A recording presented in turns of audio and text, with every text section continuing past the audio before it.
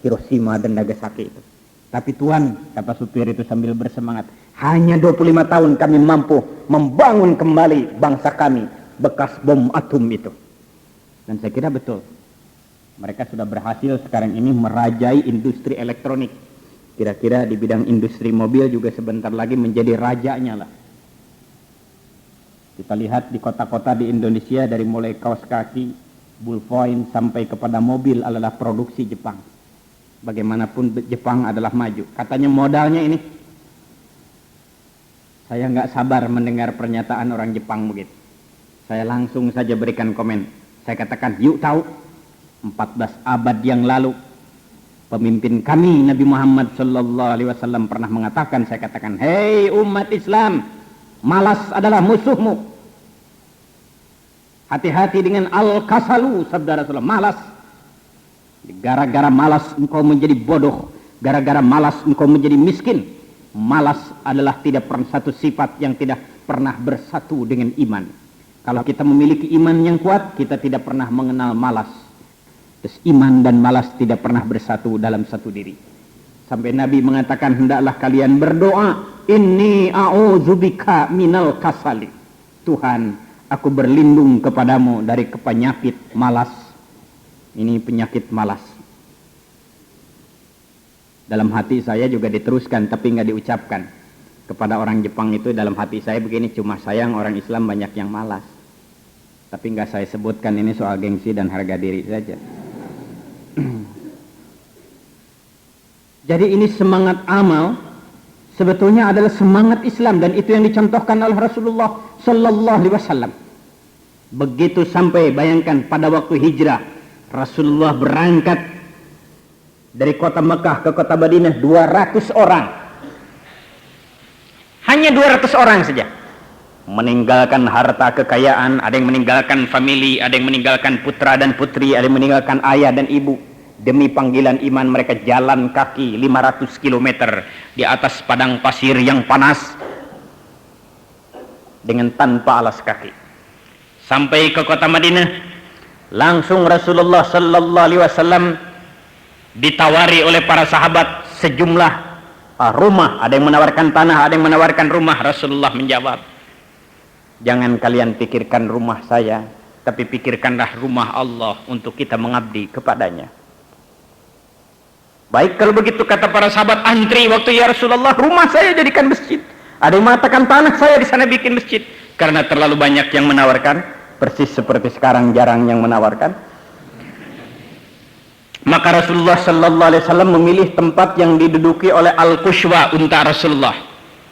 Di sanalah dibangun, katanya, karena terlalu banyak yang menawarkan, supaya tidak ada yang merasa sakit barangkali karena tidak dipenuhi. Dibikin masjid. Setelah dibikin masjid, tahun kemudian dibikin pasar. Supaya umat Islam mempunyai independen di bidang ekonomi, tidak tergantung kepada orang-orang Yahudi waktu itu. Kemudian dibangun apa yang disebut tani kolektif. Karena banyak orang Mekah yang pandai bertani, sedangkan yang punya tanah adalah orang-orang Ansar, orang Madinah, diadakan semacam koperasi. Hanya 7 tahun, hadirin sekalian, itu yang 200 orang tadi yang jalan kaki. Hanya 200 orang, 7 tahun kemudian mereka sudah bisa kembali, merebut kembali kota Makkah. 7 tahun saja. Dan mereka sudah membariskan 10.000 umat Islam dari 200 orang itu. 10.000, dan datang ke kota Makkah dengan tanpa membawa sepotong senjata pun. Hanya dengan semangat Allahu Akbar, melahirkan sebuah revolusi besar, yaitu revolusi uswatun hasanah. Jadi kalau kita berbicara revolusi uswatun hasanah bukan di Iran dan bukan di mana-mana. Revolusi uswatun hasanah adalah revolusi kota Mekah yang dipimpin oleh Rasulullah Sallallahu Alaihi Wasallam. Yaitu revolusi yang ketika Abu Sufyan, musuh terbesar Nabi, merangkul Nabi kepada kaki setengah sujud, ia meminta maaf. Oleh Rasulullah dengan senyum diangkat ke atas dan kemudian dirangkulnya dengan penuh persahabatan. Abu Sufyan, engkau adalah keluargaku, kita sama-sama putra-putra Makkah, kita bersatu. Langsung Abu Sufyan menangis, asyhadu an la ilaha illallah wa asyhadu anna Muhammadar Rasulullah. Dengan jiwa besar Muhammad menaklukkan musuh besarnya, yaitu Abu Sufyan. Ini revolusi uswatun hasanah. Hadirin sekalian. Jadi dengan 200 orang ini, kenapa tadi tidak mengenal lelah, terus menerus bergerak. Ini semangat amal. Kita ambil contoh lagi yang semangat amal yang saya katakan, dalam banyak hal orang Jepang sudah lebih Islam dari segi semangat amal ini. Katanya mereka bekerja 12 jam rata-rata, ada yang sampai 14 jam. Dan katanya ibu-ibu di sana, kalau suami itu pulang mestinya jam 5 dan dia pulang jam 4, maka tersinggung istrinya. Berarti suaminya nggak terpakai di kantor. Kalau orang yang terpakai nggak cepat-cepat pulang, mesti masih dimanfaatkan di kantor. Tapi mestinya pulang jam 5, sekarang pulang jam 6, istrinya gembira. Aduh, suami saya luar biasa, terpakai di perusahaan.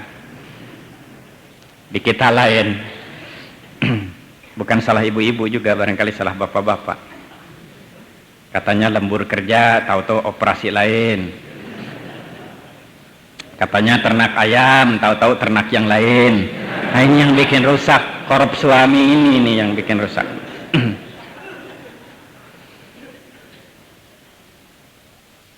Semangat membaca juga saya lihat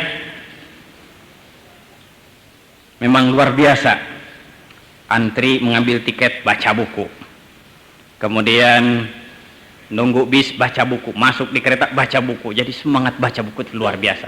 Kita lihat tuh orang-orang Eropa, orang-orang yang sudah maju, dan sekarang ini kabarnya orang-orang Korea Selatan sama Taiwan yang sekarang sudah mulai ini bangkit, bangsa berkembang yang sekarang sudah mulai bangkit dengan konsepsi Maul Undongnya itu.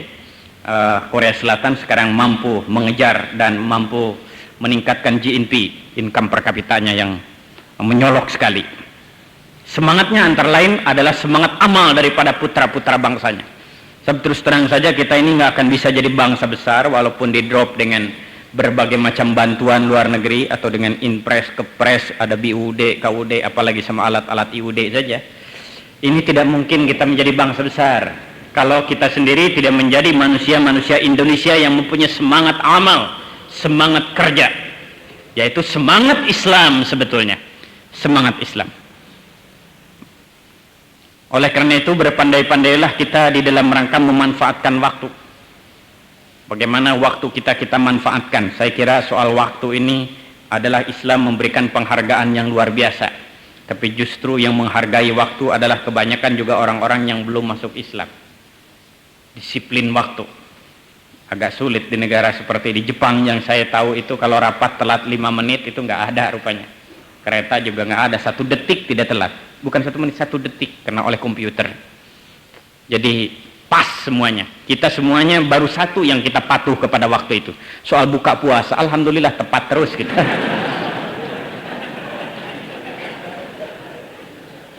Tapi di luar buka puasa, alhamdulillah telat terus kita. Jadi kalau buka puasa telat 2 menit juga seorang bapak sudah marah. Nggak diberitahu dari tadi adzan. Sampai saya telat. Aduh, baru 2 menit sampai saya telat. Tapi kalau rapat 2 jam telatnya biasa aja. Padahal sumpah waktunya dalam Al-Quran, wal asri demi waktu, wal laili demi malam, wan nahari demi siang, apalagi wadduha demi duha, demi waktu, demi waktu, demi waktu.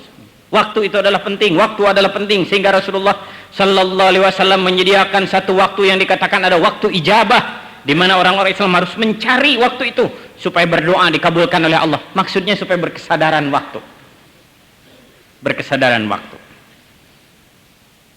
Pada waktu tahun 80 saya datang ke Jepang untuk pertama kali. Kita banyak berbicara tentang syiar Islam. Salah satu syiar Islam kita bahas di sana, saya kemukakan juga adalah yaitu azan pada setiap waktu. Itu termasuk syiar Islam. Mereka bertanya, bagaimana katanya kalau di rumah? Ya di rumah juga azan aja lah, supaya terasa suasana Islam, karena lain kan suasananya di Tokyo dengan di Malang tentu saja. Kalau di Malang semua rumah azan barangkali agak repot juga. Tahun kemarin saya ke sana lagi, hadirin sekalian, itu azan itu rupanya sudah jadi beker itu, jam duduk itu. Tiap waktu bisa disetel untuk beberapa hari, itu untuk 1 minggu, entah beberapa hari, itu azan 5 kali sehari. 5 Dan kalau subuh pakai as-salatu khairum minan naum. Harganya murah, cuma 26.000 yen. Kira-kira 70.000 rupiah. Barangkali teman-teman di Malang ada yang mau beli, silahkan datang ke Tokyo masing-masing.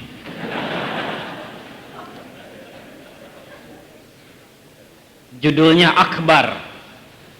Judulnya Akbar, bukan Saiko lagi, Akbar.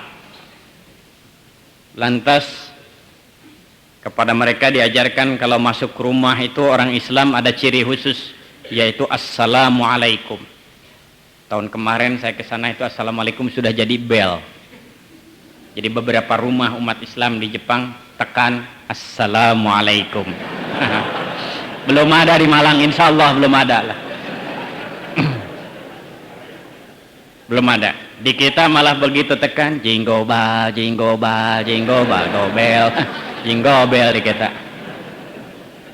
Malah di Bandung ada satu perusahaan sekarang akan membuat itu bel itu bunyinya bunyi si unyil malah. Cit cit cit cit cit cit. Orang lain sudah Assalamualaikum, kita unyil ini.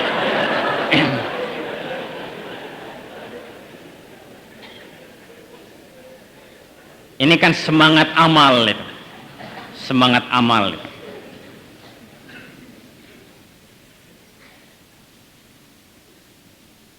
Dianjurkan kepada mereka untuk menampakkan keislaman, isyhadu bi anna muslim, pertontonkan identitasmu bahwa Anda adalah orang Islam. Saya lihat di rumah sakit Islam itu dari mulai pegawai yang paling rendah sampai profesor, doktor, pimpinan rumah sakit itu semuanya pakai lafaz Allah di sini.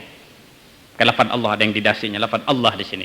Walaupun saya lihat ada juga yang terbalik, dikira binatang kakinya orang kali begini, lafaz Allah.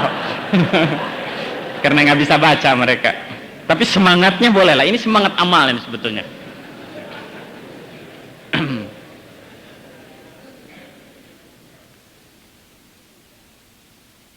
Demikian juga di kalangan umat Islamnya sendiri. Barangkali pernah saya kemukakan itu bahwa target mereka dalam satu bulan 1.000, tahu-tahu yang masuk Islam 2040. Satu bulan itu pada tahun 80. Masuk Islam. Ini luar biasa, belum pernah di kita satu bulan 2040. Kalau yang murtad wallahu alam itu barangkali ada.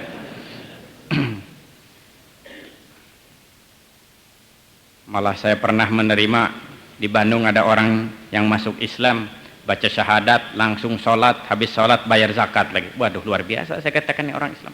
Saya pidato di mana-mana orang luar biasa dia masuk Islam, langsung 3 rukun Islam. Beberapa mahasiswa ITB sujud syukur begitu menerima orang yang luar biasa ini. 3 bulan kemudian ada berita lain, sudah kawin dengan anak haji, murtad lagi, sialan orang itu.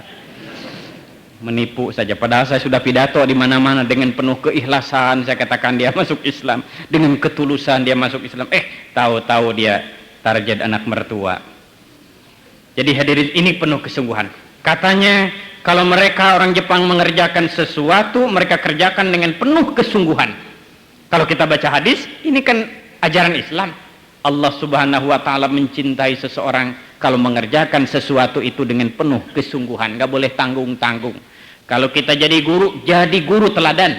Kalau kita menjadi mandor teladan. Kalau kita menjadi tukang sapu teladan. Kalau kita menjadi seorang matematikus, menjadi matematikus yang jagoan. Kalau kita menjadi insinyur, jadi insinyur yang sungguh-sungguh, yang tenanan. Seharusnya begitu orang Islam itu. Justru di sini kelemahan.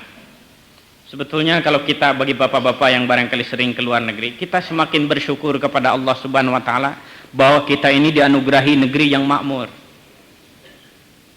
Kita patut bersyukur bahwa kita ini betul-betul diberi anugerah oleh Allah yang luar biasa, diberi negara, diberi negeri yang makmur. Kemudian putra-putra bangsa kita saya kira tidak terlalu bodoh lah. Tidak terlalu bodoh, walaupun bukan yang paling pandai, tapi kita tidak ketinggalan di bidang otak dan berpikir. Salah orang menyimpulkan bahwa orang Indonesia bodoh-bodoh. Tidak, menurut hemat saya. Banyak putra-putra kita yang lebih pandai daripada bangsa yang lain. Kemudian juga lidah. Saya betul-betul bersyukur ternyata orang Indonesia itu, lidah Indonesia itu paling mudah belajar bahasa asing. Belajar bahasa Arab lah yang saya rasakan itu mendidik orang Jepang itu mengucapkan lam itu sulitnya luar biasa. Ro lagi. Syadu ara iraha irorah. Kalau di Malang sudah murtad saja ini. Allahu Akbar. Lidahnya itu gemetar terus.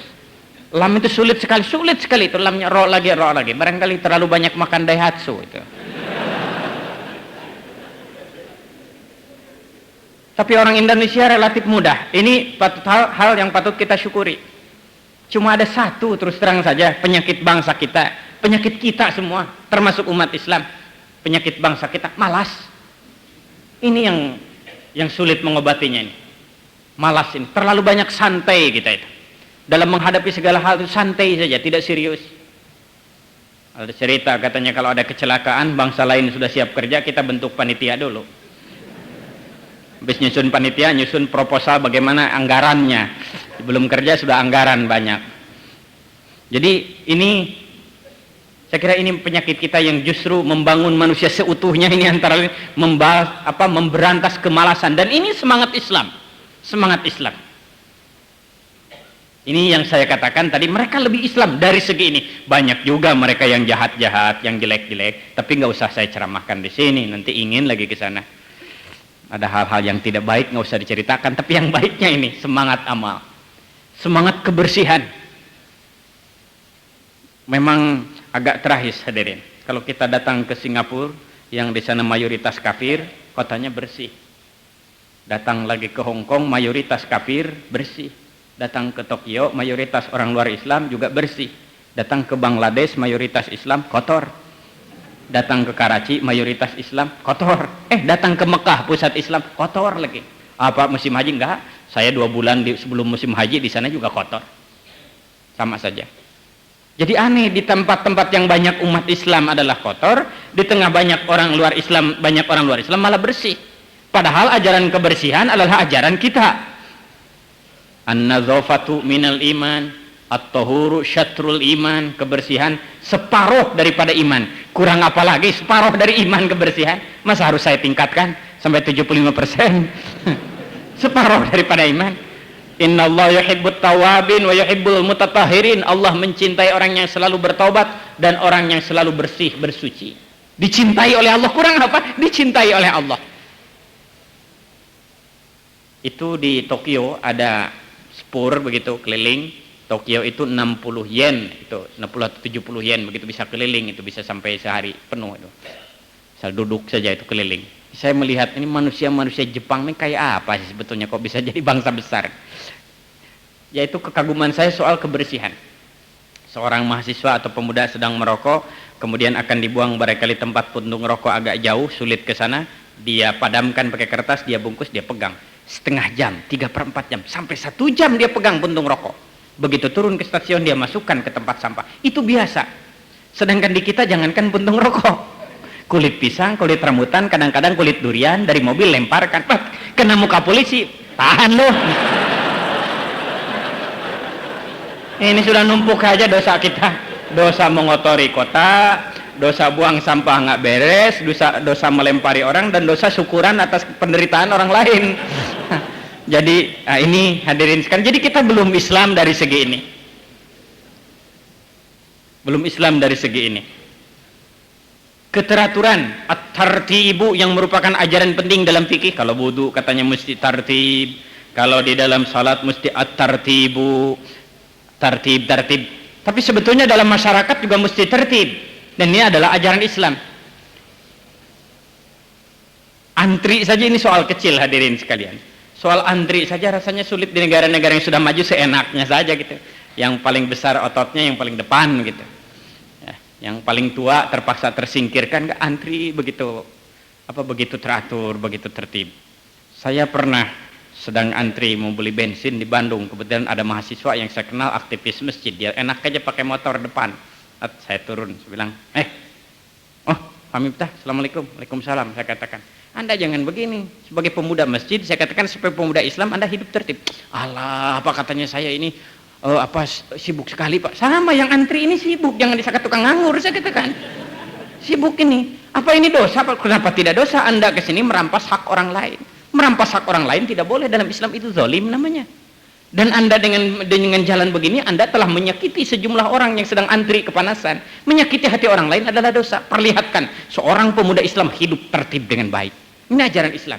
Tapi itulah kita kurang menghayati ajaran Islam sampai ke sana. Karena kita terlibat dalam fardu wudu, rukun wudu, Jilat anjing cuci 7 kali, salah satu pakai tanah, naik sedikit kepada NTR. Itu aja Islam ini. Bagaimana penghayatan hidup sebagai warga kota yang baik, mencintai kebersihan. Nah, ini hadirin sekalian, di mana kita memerlukan penghayatan kembali terhadap ajaran-ajaran Islam yang universal itu, yang berbicara dalam banyak hal untuk menciptakan manusia-manusia yang betul-betul dicintai oleh Allah Subhanahu wa taala.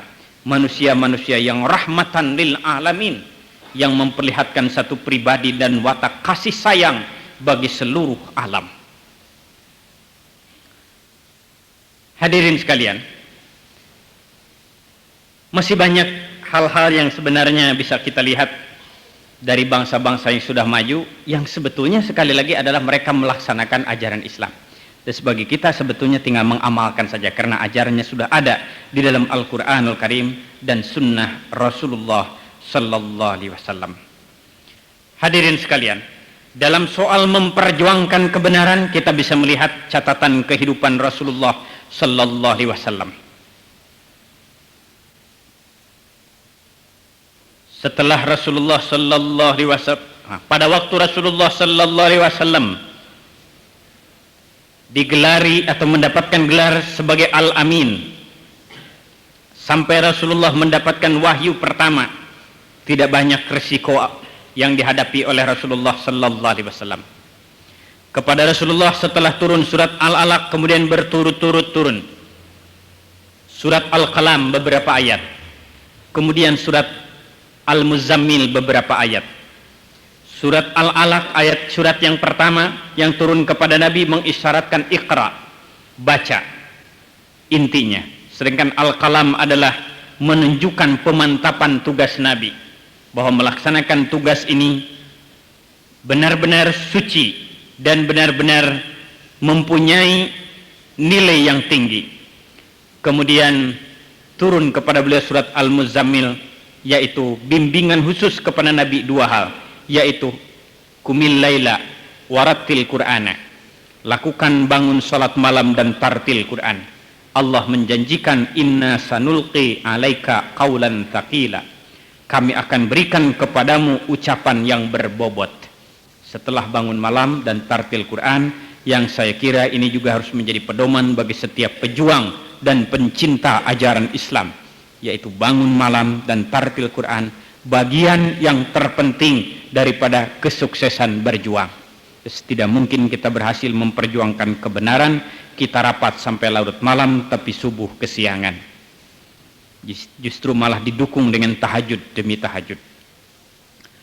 Kemudian turun surat Al-Fatihah yang merupakan kurikulum lengkap, silabus daripada seluruh ajaran tersimpul di dalam surat Al-Fatihah. Maaf, sebelum surat Al-Fatihah perintah dakwah dulu, surat Al-Muddathir. Ya ayyuhal muddathir, itu yang intinya diperintahkan kepada Nabi untuk menyampaikan dakwah.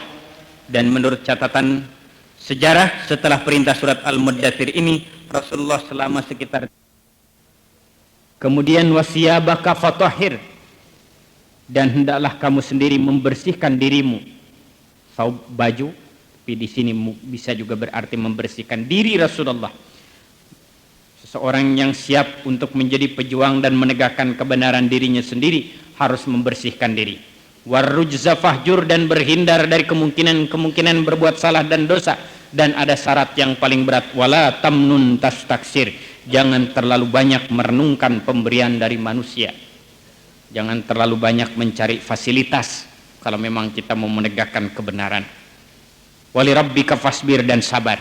3 tahun Rasulullah membina keluarga, tidak banyak resiko kecuali hal-hal kecil, umpamanya saja tantangan dari Abu Lahab, paman Rasulullah Sallallahu Alaihi Wasallam sendiri.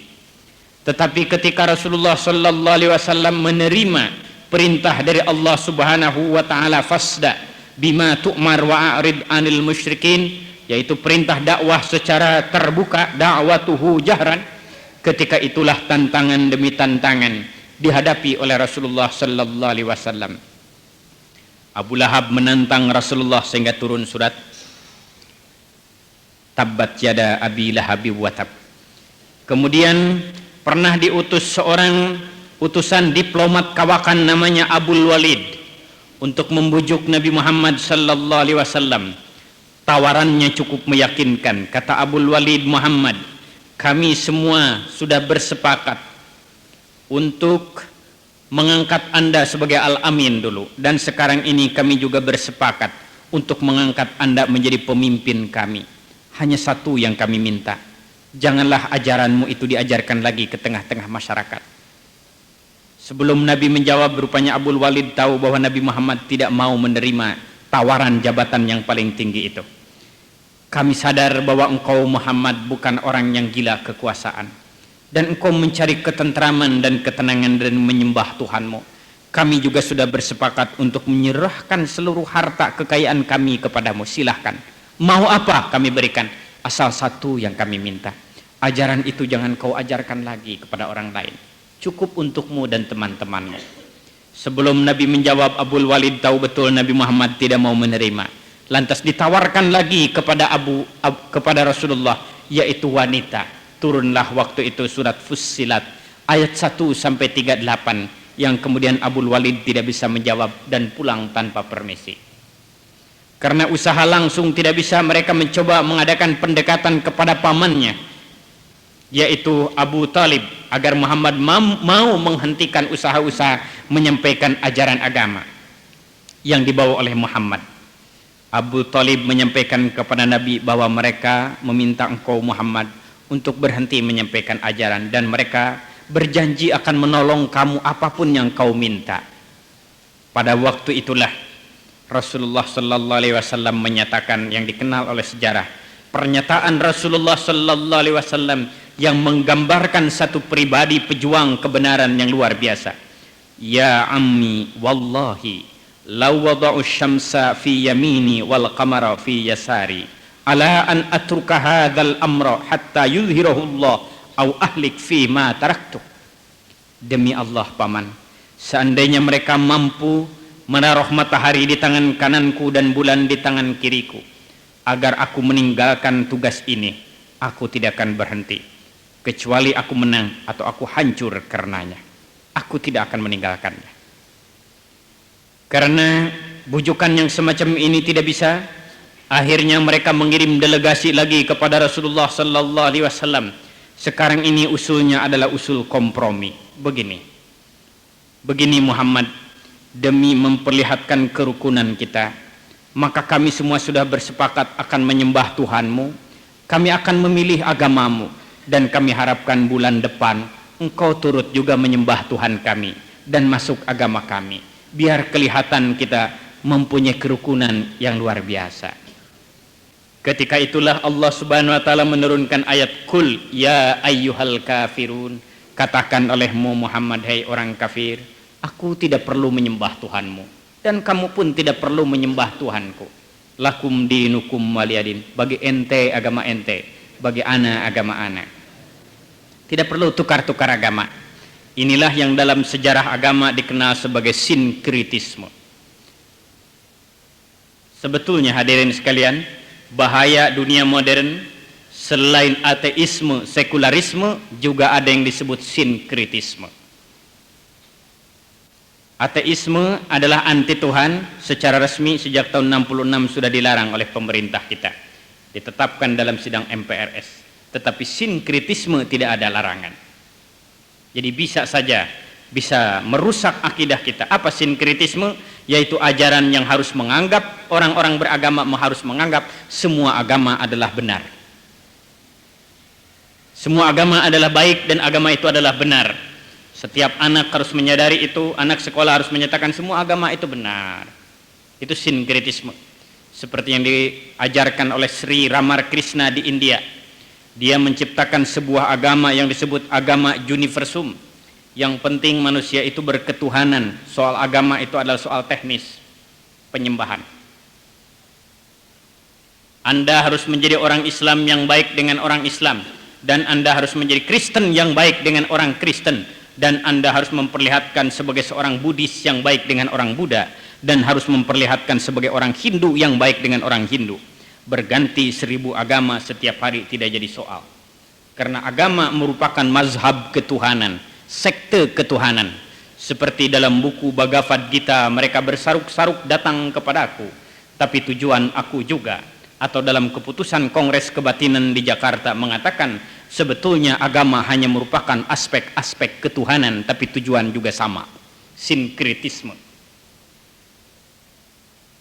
Ini tidak boleh terjadi karena kita terikat dengan surat Ali Imran 19 dan 85, Innad dina indallahil Islam. Sesungguhnya agama di sisi Allah hanyalah Islam yang benar. Wa may yabtaghi ghairal Islam dinan fala yuqbala. Dan barang siapa yang memilih agama selain Islam, dia tidak akan diterima oleh Allah. Itu adalah prinsip kita yang paling penting dan tidak boleh bergeser sedikit pun.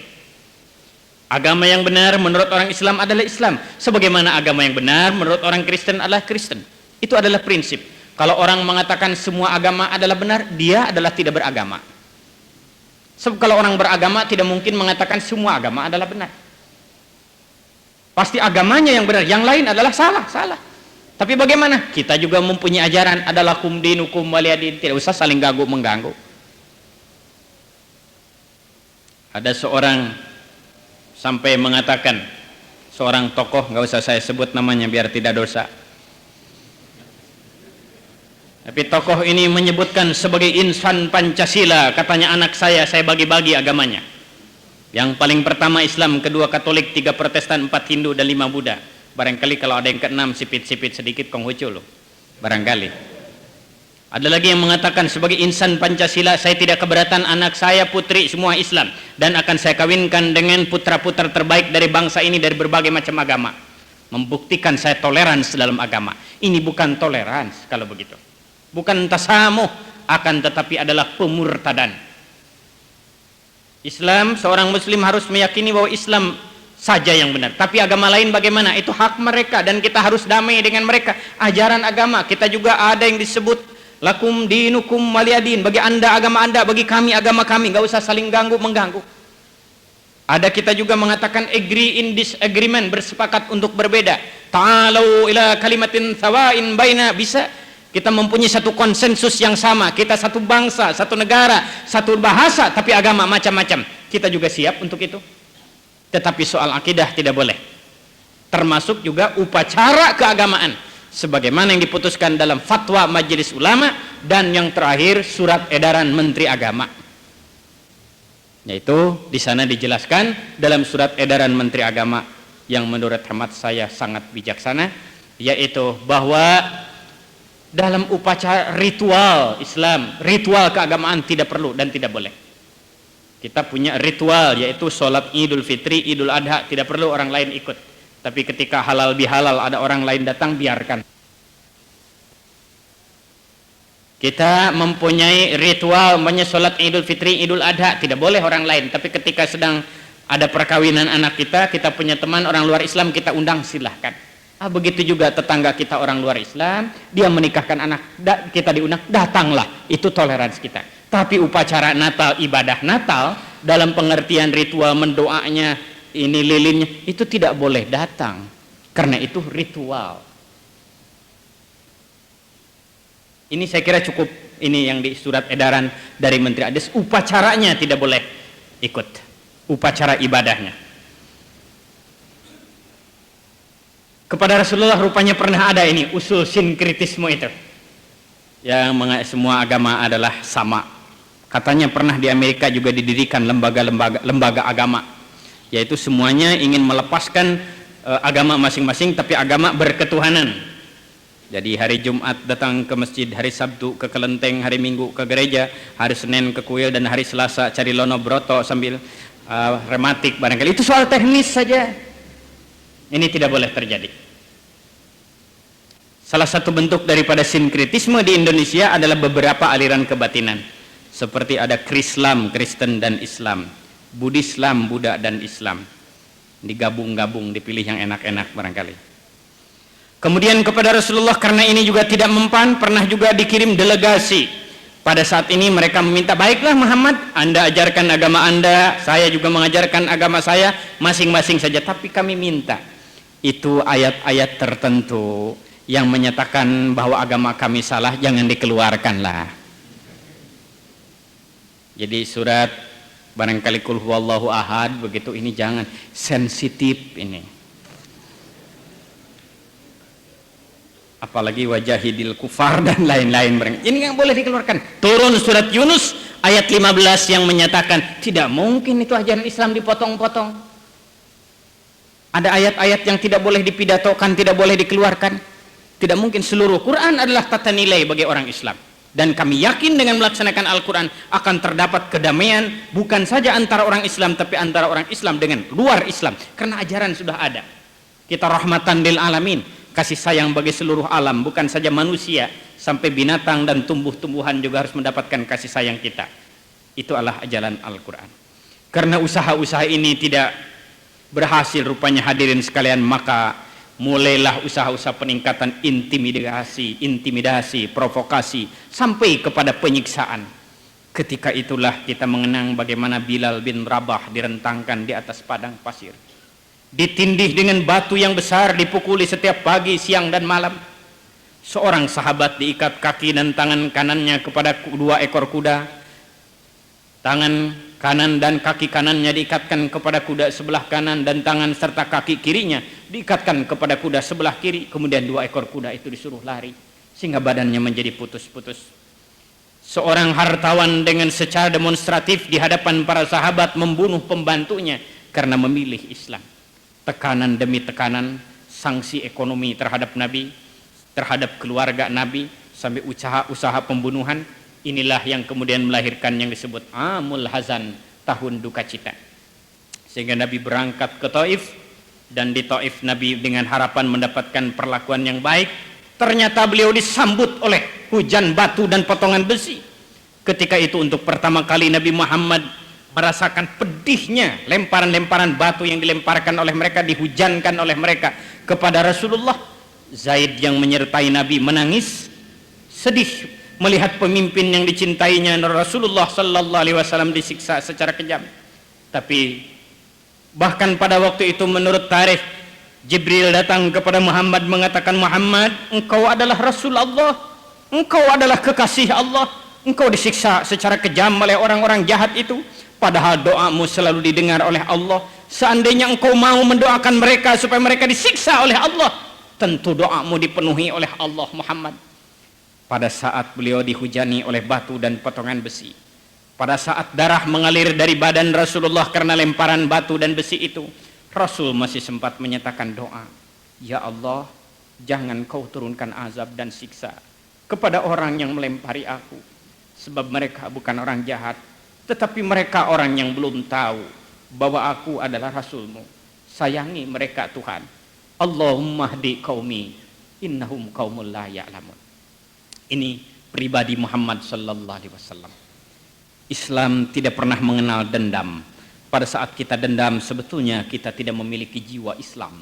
Dan pada saat kita memiliki jiwa Islam, kita tidak pernah mengenal dendam itu.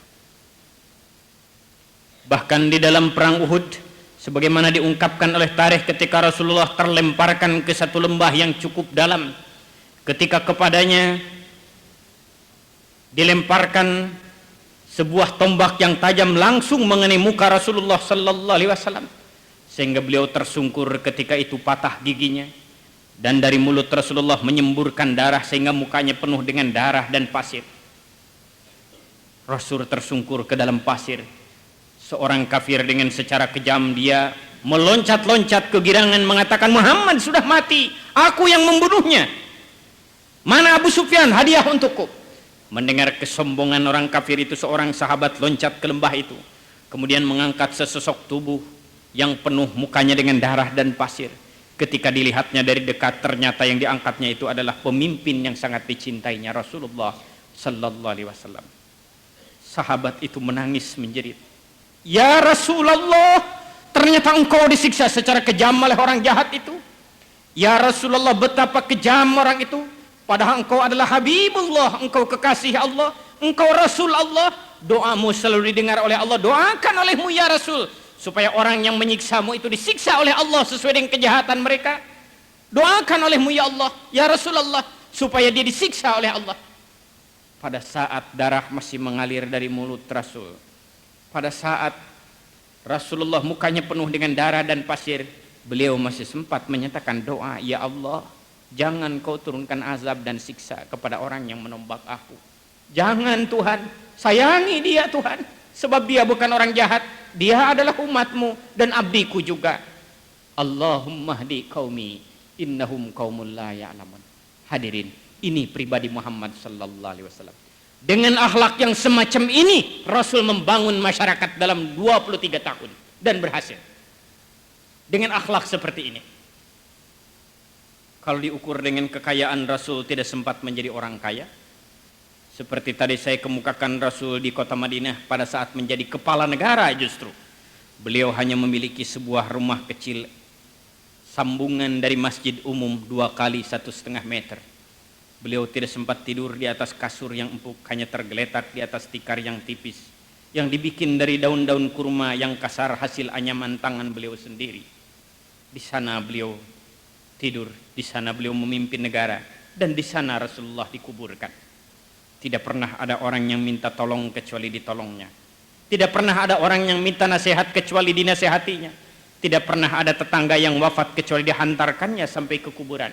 Dan tidak ada teman yang sakit kecuali dijenguknya. Rasulullah sallallahu alaihi wasallam, ia berangkat ke medan pertempuran selalu ada pada barisan yang paling depan.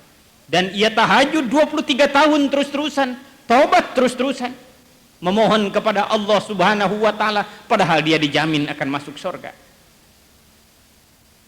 Pada awal malam sempat beliau menderita lapar.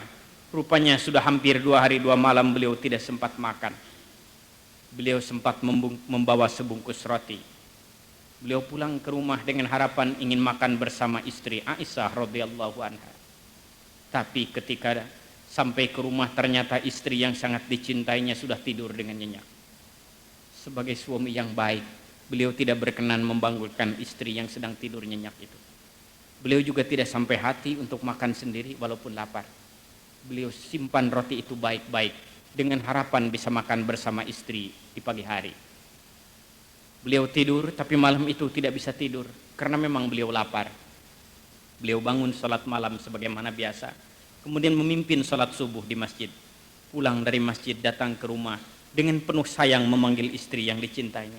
Ya ummal mukminin, wahai ibunya orang mukmin, saya sudah lapar luar biasa. Tanganku, kakiku gemetar. Aku lapar luar biasa. Hampir 2 hari 2 malam aku tidak sempat makan. Melihat keadaan Rasulullah seperti itu, Siti Aisyah menangis. Ya Rasulullah, kata Siti Aisyah, engkau biarkan dirimu dalam keadaan lapar seperti itu? Terlalu banyak tugas yang kau lakukan. Kasihan ya Rasul, engkau lapar, tanganmu, kakimu gemetar, mukamu pucat, engkau lapar luar biasa. Dengan penuh sayang Rasul memegang Siti Aisyah menyatakan, sayang, tidak usah gusar. Tadi malam aku membawa sebungkus roti.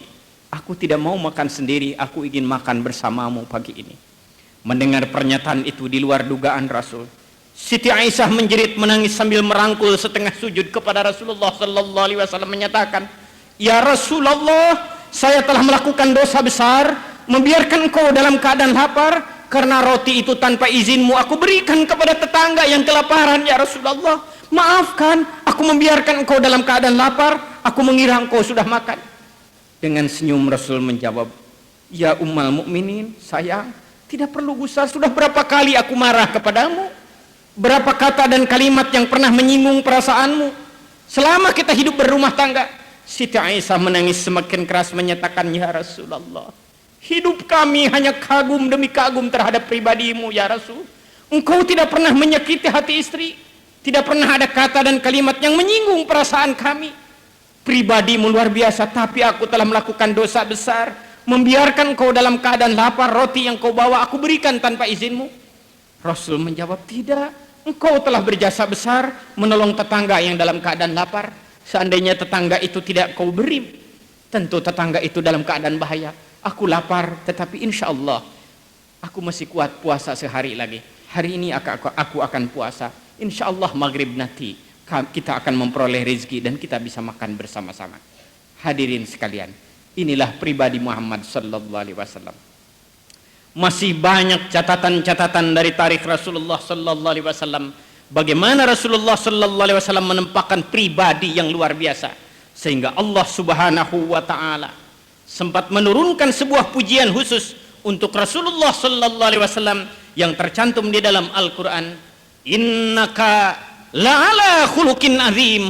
Muhammad, engkau benar-benar mempunyai akhlak dan pribadi yang luar biasa baiknya.